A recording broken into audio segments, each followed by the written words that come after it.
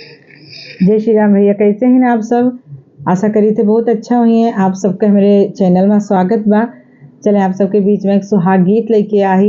आशा करी थे बहुत प्यारा लगे आप सबका, तो आप सब कमेंट करके जरूर बताइए। बहुत प्यारा सुहाग गीत बा। गीत का पूरा सुनिए तबे आप सबका अच्छा लागे, तबे समझ में आए।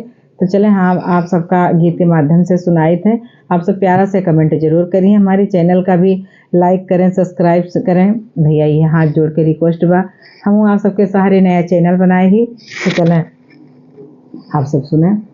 हथवा माँ लोटाले है, लोटवा में पानी जी, चली है सुहाग सिंचई बाबा के दुलारी जी, चली है सुहाग सिंचई बाबा के दुलारी जी। गिरी गए लोटवा ढरकी गए पानी जी, सुसकी रोवे बाबा की दुलारी जी, सुसकी रोवे। घोड़ावा चढ़ाले आवे ससुर के पुताजी, कौने गुना रोवत बाटू बाबा के दुलारी जी, कौने गुना रोवत बाटू। गिरी गए लोटवा ढरकी गए पानी जी, यही गुना रोवत बाटी बाबा की दुलारी जी, यही गुना रोवत बाटी। नाधी देबे चरखी भराई देबे पानी जी, लहरन लगी है सुहागवा के फूल और क्यारी जी, लहरन लगी है सुहागवा के फूल क्यारी जी। घोड़ावा चढ़ाले आवे ससुर के पुताजी, कौने गुना रोवत बाटू चाचा के दुलारी जी, कौने गुना रोवत बाटू।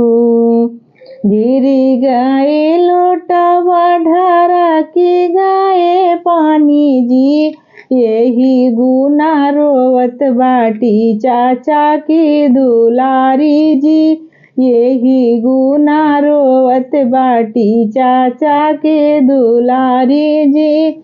नाधी देबै चरखी भराई देबै पानी जी, लहरन लगी है फूल और सुहागवा के क्यारी जी, लहरन लगी है फूलवा सुहागवा के क्यारी जी।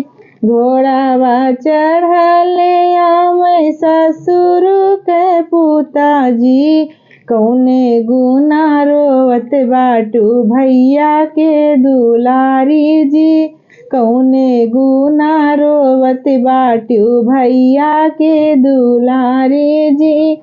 गिरी गए लोटवा ढरकी गए पानी जी, यही गुना रोवत बाटी भैया के दुलारी जी, यही गुना रोवत बाटी।